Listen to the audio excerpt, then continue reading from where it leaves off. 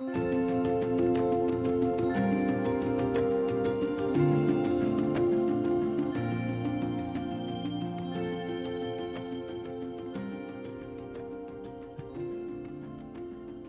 and welcome to another Life Rooms chat. And in this chat, we're going to be talking about psychosis. I'm Mark Bell, and I'm one of the learning facilitators here at the Life Rooms. And I'm joined by another facilitator, Ben Harris. Hi. And I'm also joined by Emma Mann, who is a practitioner in the early intervention team. So thanks for joining us, Ben and Emma. And in today's video, we're going to be talking about what psychosis actually is. There's a lot of misconceptions about psychosis, so I thought it'd be nice for us to have a little chat and talk about what it actually is. We're also going to be looking at some of the symptoms of psychosis, some of the common symptoms, maybe some of the causes, some of the facts and myths around psychosis, and also what treatment there is available. And it's really good that you're with us today, Emma, because you'll be able to share some information about the early intervention team and psychosis. So to start off with, I thought it'd be nice for us just to share a little bit of our own background within psychosis. So I'm going to start off first.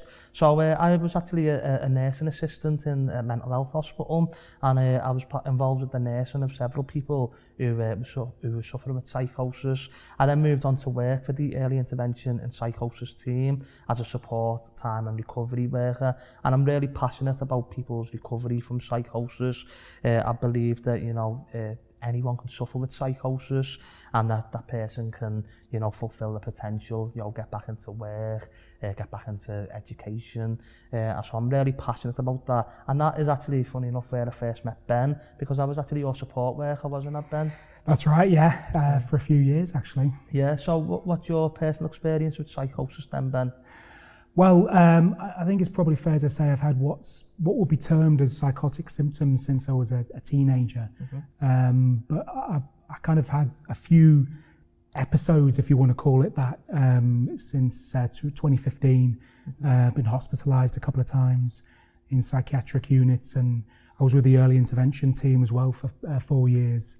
Mm-hmm. Kind of, I suppose, still living with psychosis, reoccurring psychosis. But now working at the Life Rooms, obviously. Yeah, so I suppose with regards to psychosis, you'd be what we call an expert from experience. Yeah, I guess so. Okay, good, thanks, Ben.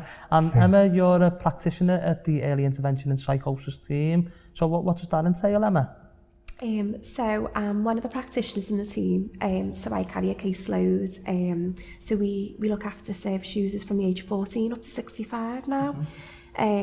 So we offer an intense support to our service users. So we visit regular, we can organise reviews regularly with one of the team doctors or with one of the consultants, the two consultants in the team that I work in particularly.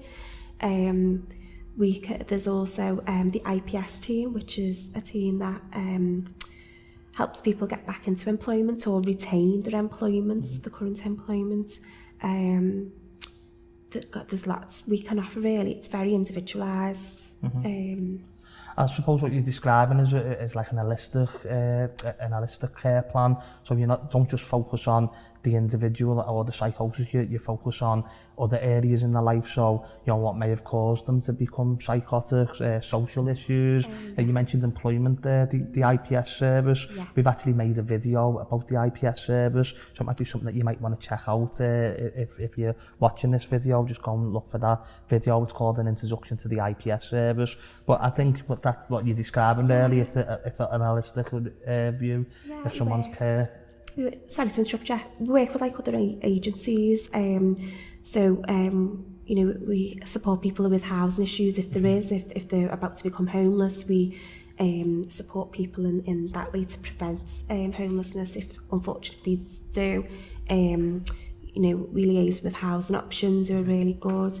It is very holistic. It isn't just sort of supporting with the psychosis itself. We sort of support with all aspects, really. Yeah, and you work with families as well, don't you? Not just the individual who's affected. Yeah. You also work with families and loved ones and people who are close to that person. Yeah, we do. So we can offer some so we have the relatives education groups which can support relatives with understanding how their loved one is feeling, what they're experiencing, just give them a bit of insight in how they're feeling, really. So we have them regularly, I think a couple of times a year, don't quote me. And then we've got like a couple of family therapists now in the team. That's also just to all work together really, and again in understanding how the loved one is feeling. So yeah, there's a lot we can offer really. Good. I really like that concept of all the family and everything being involved really. So we'll explore that further as the video goes on. I think another thing to look at is actually defining what psychosis is, because as I said earlier on, there's a lot of misconceptions around what psychosis is. When I worked for the early intervention team, I used to go around schools talking about psychosis, and one of the first things I used to ask the young people who I was working with is, do you know what psychosis is? And they'd say, does it mean you're a psycho? Which obviously we know it doesn't mean that. So what I thought would be nice for us to do is to actually define what psychosis is. So Ben, if it's okay, I'm going to start with you first. How would you define what psychosis actually is? Thanks, Mark. I think for me, it's losing touch really with reality in some way. Like not necessarily completely, but you know, it could be like, for example, you know, I've kind of always felt that people could read my mind. That's like something I quite commonly say, to be honest with you, and I've never really been able to shift that, and that's I suppose classed as a delusion really. So I suppose it's that, you know, not thinking maybe in a conventional way or kind of in a so-called normal way, if you like, but it can be, you know, lots of different things as well. It could be like, you know, maybe seeing things that aren't there, and you know, that's something I experience, or you know, hearing things that aren't there. So it's that loss of normality or reality, I think. Yeah, and I think by saying losing touch with reality, what you're saying is, you know, people might know the difference between what's real and what's not real. Completely. Yeah. What about you, Emma? Can you add anything to that definition? Or You've summarised it really well. You know, it is about losing touch with reality, experiencing something that others around you are not experiencing. So yeah, I think you've summarised that really well. Yeah. I used to say, you know, it's a mental health disorder that affects your thoughts and emotions. And I used to mention that idea of losing touch with reality. So I think we've actually summed that up and defined psychosis really well. I think what we'd like to talk about next is the symptoms of psychosis. You know, there's quite a lot of symptoms that we can talk about. The symptoms are often described as positive symptoms and negative symptoms. And I think sometimes people don't understand what that means, because sometimes positive means it's a good thing and negative means it's a bad thing. What do we mean by positive and negative symptoms? So positive symptoms is something that adds to your functioning, and negative symptoms is something that the opposite basically. So you might feel withdrawn. It's like kind of taken away from your functioning, isn't it? The negative ones. So like withdrawing and isolating yourself, and when we talk about positive, it might be where someone might become elated. Is that a good way to describe it? Yeah. So maybe we'll look at some of the positive symptoms. So one of the positive symptoms, and I think we've spoken about this already, is hallucinations. So what do I mean by hallucinations? So with hallucinations, there's several. So it could be hearing something that others can't hear, like voices, for example. Okay, so do they call them auditory hallucinations, do they? Yeah. So it's like voice hearing, you know, so it could be derogatory things that people are saying to them, command hallucinations, so, you know, telling them to do things. I do know that some people actually get comfort out of the voices sometimes, don't they? Yeah, they do. So I suppose it just depends on the individual. So yeah, there's auditory hallucinations, hearing voices. There's also visual hallucinations. So seeing something that other people can't see around you. You know, there's olfactory hallucinations, which is smelling something that others can't smell. Usually it's an unpleasant smell people have reported in the past. I've got actually an example of that, Emma, when I worked with someone in the past who was suffering with psychosis. He was actually an ex-soldier, and he'd been involved in conflict, and he was involved in an explosion, and he'd lost his leg in the explosion, and the hallucination that he had was he could smell the smell of gunpowder and the smell of burning flesh. And I know that's quite a graphic a situation I've described, but I think it's a real good example of a smell hallucination, because we don't come across it often really, do we? That's it. It's not as commonly reported as, say, visual or Auditory seems to be the most common that I've come across. And then there's gustatory, which is taste, so tasting something that other people can't taste. So it might be, and usually again it's something unpleasant. For an example, I had a lady who couldn't taste a cup of tea. She was saying it doesn't taste right, but it did taste right to somebody else who tried the same cup of tea. So yeah, they're just examples. Could that be an example of paranoia? So people might taste something and think that like it's been poisoned or something. Could that be an example of that? Exactly, yeah. And also, you mentioned all senses really, your sense of touch as well. So tactile. People, they call tactile hallucinations. So people might think that something could be on the body. An example I come across was a guy who I was nursing when I worked as a nursing assistant. He thought there was a microchip in his ear, and he was that convinced that there was a microchip there that he'd get like things and like a pen, and he tried to get out and he ended up damaging his ear funnel. So these can feel really real, can't they? These hallucinations. Going back to what you said before, Ben, like that idea of losing touch with reality. You actually feel that these feelings are real. I mentioned delusional beliefs and delusional behaviour a few moments ago. So what type of thing is that? What type of symptom is that? Well, it's different for everybody, but like the types of delusional beliefs that I've had. Well, I mentioned one of them at the start, to do with thinking people can sort of read my mind, and it might be like that.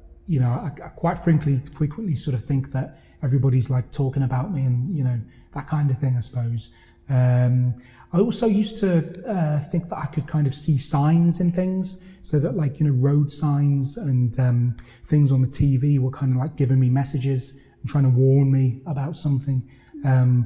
Like a few years ago, I had one where this episode where I felt like the world wasn't real, and all these signs were trying to kind of reinforce the fact and tell me, the world's not real. You almost like need to kill yourself to, find out if the world's not real, if that makes sense. Yeah. And sometimes we see people who they say they've got the grandiose. So would that be classed as a delusional belief? Would it? Yeah, definitely.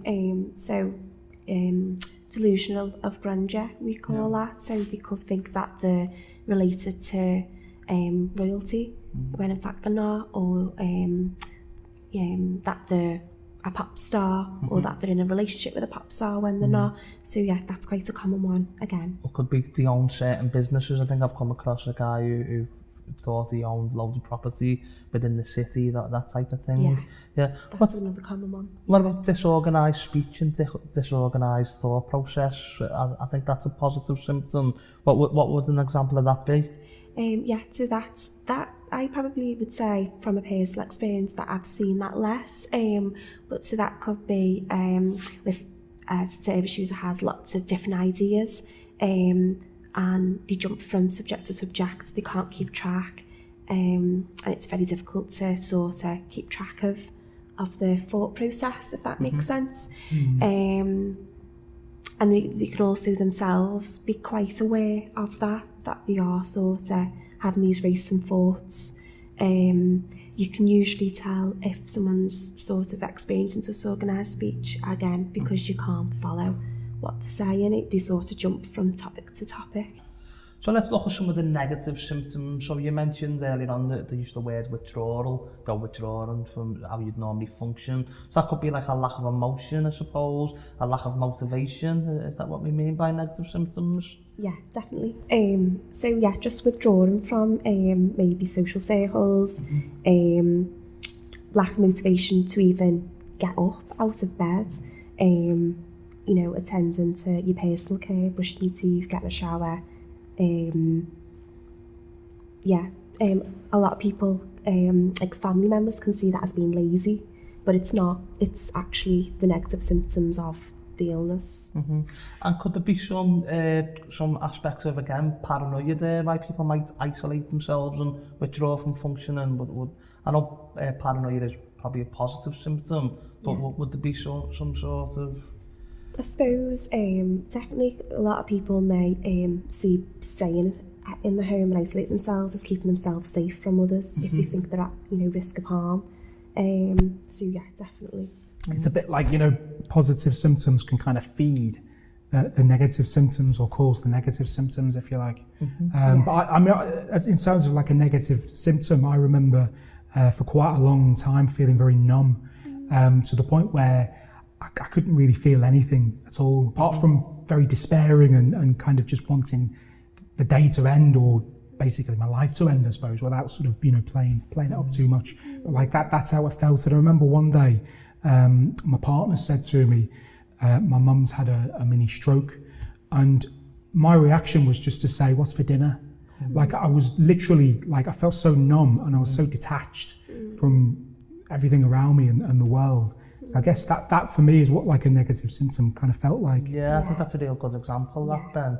Earlier on I said there's a lot of misconception about psychosis and what psychosis is, and I know we've defined it, but what I wanted to do is I wanted to look at some facts and myths around psychosis. So I'll just, there's a few, and I'll just talk about them, and you can say if you think it's true or false. I'm sure you'll know the answers. So where people with psychosis, it will never be able to work. Do we think that's a fact or a myth? Myth.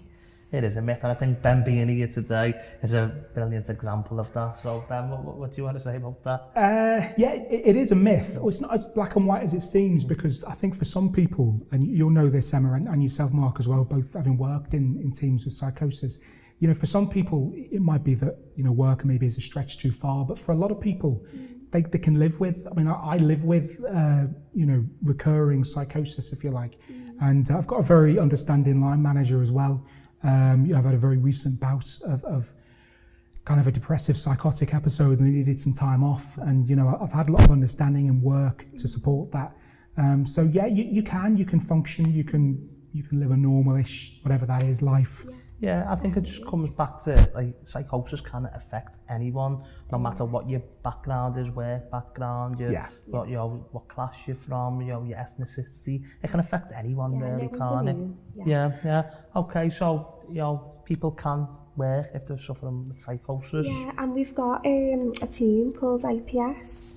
So they're, in a nutshell, they're employment specialist team, who support people in obtaining or retaining their employment, and they're really good.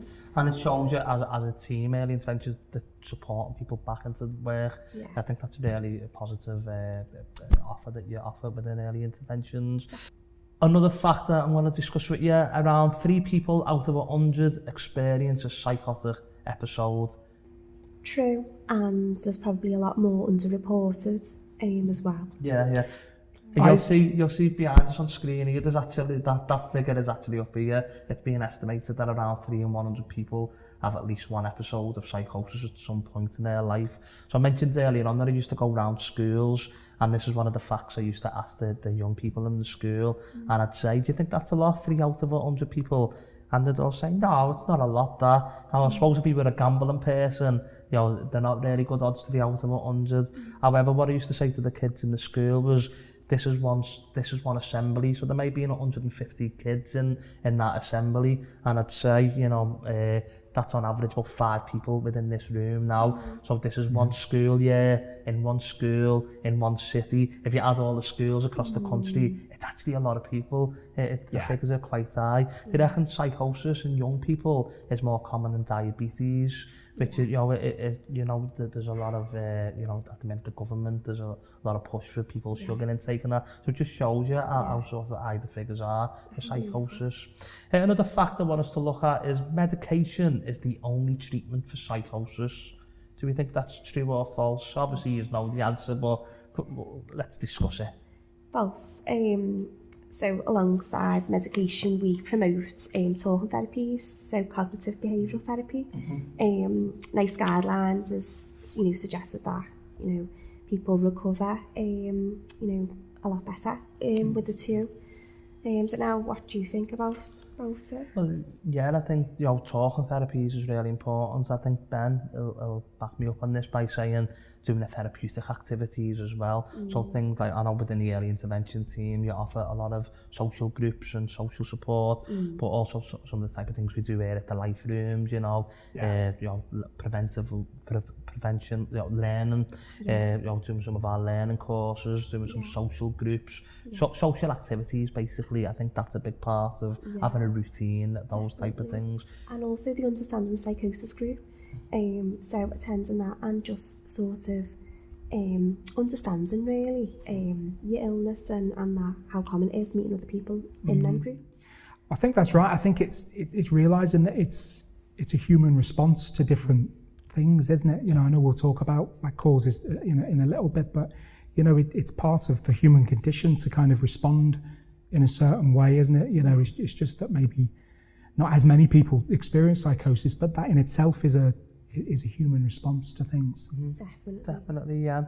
The last fact or myth I want to share with you is a person suffering with psychosis is likely to be violent. What do we think on that one? No, false. It is false, but it is a common myth though, isn't it? People do say this a lot, that, you know, if you suffer from psychosis, you're violent and you might be aggressive. I think, again, you're more likely to be the victim of violence than the perpetrator of violence if you suffer with psychosis. Where do people get this misconception from now? Where do you think people see this from? Well, it's the movies and TV, isn't it? And things like that. You know, the people with, you know, if somebody, like a character on TV is referred to as psychotic, it's usually someone who's really violent or, you know, killing people or something like that, which is extremely far from reality. Because if you've got psychosis, you know, you're actually very vulnerable and you're more likely to be the victim. That's why you're more likely to be the victims, because you are vulnerable and you're maybe not as aware of your surroundings and other people as you could be, you know, if you were well. So hopefully that's a myth that we can stamp out in this video, that someone suffering with psychosis is violent, okay? I'm going to move on and I'm going to look at, well, I know you wanted to chat about when you received your diagnosis, Ben. You know, you were diagnosed, you were under the early intervention and psychosis team and you were given a diagnosis, and at first it was a bit worrying for you. Can you just explain that? Yeah, so I had a few diagnoses. The first one was organic depression, then it moved to psychotic depression, and then it became schizoaffective disorder. And I've got to admit, when I saw that phrase, schizoaffective, I thought, you know, that doesn't really apply to me. I'd never really thought of myself in those terms before. So again, I think this comes into the misconception of words again, doesn't it? You know, the use of that word, people don't know mightn't understand what the word means, and they panic and have a preconception of what that word actually means. Sorry, Ben. Yeah, and I probably had those preconceptions, and I probably saw that phrase, that diagnosis, as something that applied to somebody with a lifelong condition, you know, who was going to be forever plagued by, you know, these symptoms and perhaps never be able to lead a normal functioning life. But actually, I've come to realise that it can be quite helpful to have a diagnosis, because it kind of adds a bit of weight. And I think, you know, unfortunately, people understand diagnoses still a little bit more, don't they, than maybe just talking about a set of symptoms. If I don't know if that makes sense. I think really the diagnoses are there for the sort of the professionals to focus on. For me, you know, I don't think people should be defined by that diagnosis. No. So you're not Ben with schizoaffective disorder. You're Ben who's someone's partner and someone's son and someone's brother, someone's friend, and that we should focus on that. Let's not focus on what our diagnosis is. Let's focus on, you know, what you're doing to prevent yourself becoming unwell, or what you're doing to recover. I think that's an important thing to think of, really. Definitely. Emma, did you want to add anything to that, or do you feel we've discussed it?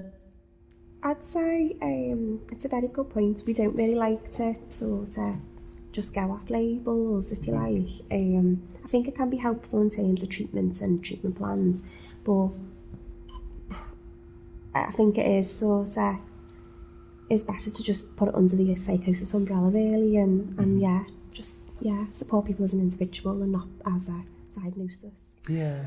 And I've been very lucky that way under the early intervention team and under life rooms, if you like, in the sense that both have treated me holistically, you know, as a whole person.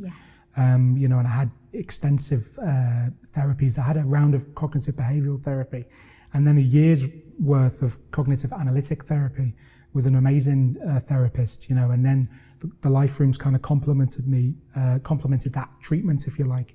And both really were kind of empowering me to think about, you know, my needs and wishes and dreams and the things that were kind of concerning me, if you like. So, you know, schizoaffective disorder was kind of by the by, really, when you had all that going on. And I think that plays into what we discussed earlier, that holistic view. I know within the clinical term for it, I think is the biopsychosocial model, isn't it?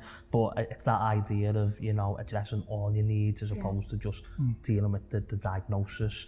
I wanted to briefly talk about potential causes of psychosis. So I know there's a wide range of causes of psychosis, but what generally do we think the causes are? It could be past trauma. Childhood experiences. So traumatic experiences, things that may have happened in childhood. I suppose that the example I used before of the soldier who he was suffering with post-traumatic stress disorder, I suppose, but he was suffering with psychotic symptoms as part of that. So traumatic experience, I'd say. Anything else? I'd say stress, you know, a build-up of several different stresses, maybe alongside other things that just haven't been dealt with, like trauma, can definitely lead to psychosis. And multiple stresses as well. So, you know, what could happen is you may have loads of stresses, you could lose your job, have a relationship breakdown, maybe have a bereavement in your family, and then through that you may start suffering with depression that could lead to psychosis. I suppose that could be an example. Not feeling supported, or these social issues that we spoke about, housing problems and things like that. It could be a combination of all them, and traumatic experience as well. I suppose they could feed into each other as well. I know not everyone, but sometimes a cause of psychosis could be what we call a drug-induced psychosis. So this is when basically psychosis happens when someone's took drugs. So do you want to mention anything about that, Emma? So quite commonly we come across people who are smoking cannabis, you know, using cocaine, LSD, them types of drugs. I've personally found in my experience in the past, we've seen a lot of drug-induced psychosis following the festival season period, around September time, and that is, you know, due to the excess of drug use in socialising. But And I know that there is quite a lot of drugs that can cause a drug-induced psychosis, cocaine, LSD. I know a lot of there's been a lot of hospital admissions, people smoking spice, which is the synthetic. They were originally called legalised, weren't they? I think when I worked for the team, one of the biggest ones that I used to see on my caseloads was people smoking cannabis now. And one of the facts I remember was if you smoke cannabis from a young age and you smoked it chronically, so if you're 14 and you're smoking cannabis every day, I think they said the likelihood of you developing a mental health disorder like psychosis, you're 4 times more likely. That's quite a scary concept, really, isn't it? I can believe that as well. Other illnesses as well can lead into psychosis, and I say that because from personal experience with depression, depression can lead to, if it's severe enough, you can get psychotic symptoms, or if you've got, like, you know, my diagnosis, schizoaffective, they kind of go together at the same time. You don't really get one without the other. So I think there's other biological causes as well, aren't there, perhaps? Okay, so we've already discussed some of the treatments already. We talked about talking therapies, and we spoke about some of the therapeutic sort of therapies. You mentioned using things like the life rooms and support groups, that type of thing. We briefly mentioned medication, so I just want to talk about medication because a lot of people who suffer with psychosis, not everyone, but a lot of people will be put on antipsychotic medication. So Ben, did you want to talk about that, did you? Well, I've been on a fair few antipsychotics. I'm not on any anymore, but I am on a few different other tablets. And to be honest with you, I'm fine with that. You know, they seem to be sort of working well alongside other things that I've been doing as well, therapeutic things. I think sometimes it's again the stigma, the word and antipsychotic medication. People will be like, oh, I'm taking them. But if you go to the doctor and he says you've got high blood pressure, some tablets, most people will just take them, or people don't think nothing of taking a paracetamol or an ibuprofen. But I think it's the stigma around the wording, really. So again, I think if you forget that wording and just put that to the back of our head and say, well, that's just a word that the doctors use. It's just like taking another medication, really, isn't it? Yeah. Yeah, did you want to add anything, Emma, or do you think? No, other than maybe medication alongside therapy. I know we touched on this earlier, but just to emphasise that medication alongside therapy, it's proven to sort of support someone more into the recovery stage. Yeah, and I know a lot of people will say, oh, well, I had loads of side effects when I was taking medication and I had sort of issues and things like that. That's the beauty of a team, like early interventions, that intense support. Yeah. You know, not every medication's going to work for an individual, but you've got that support around you. And I think that's It's really trial and error. beneficial. Exactly, yeah. We do monitor, like, because, you know, some medications can increase, say, your prolactin, for example, but we do closely monitor, you know, people's physical health through bloods and stuff. So, you know, there's that reassurance that we are, you know, it's trial and error, I suppose, with different medications. Definitely, and I think that, you know, our physical health and mental health go side by side, so I think that is actually really important, that physical sort of assessment runs alongside that.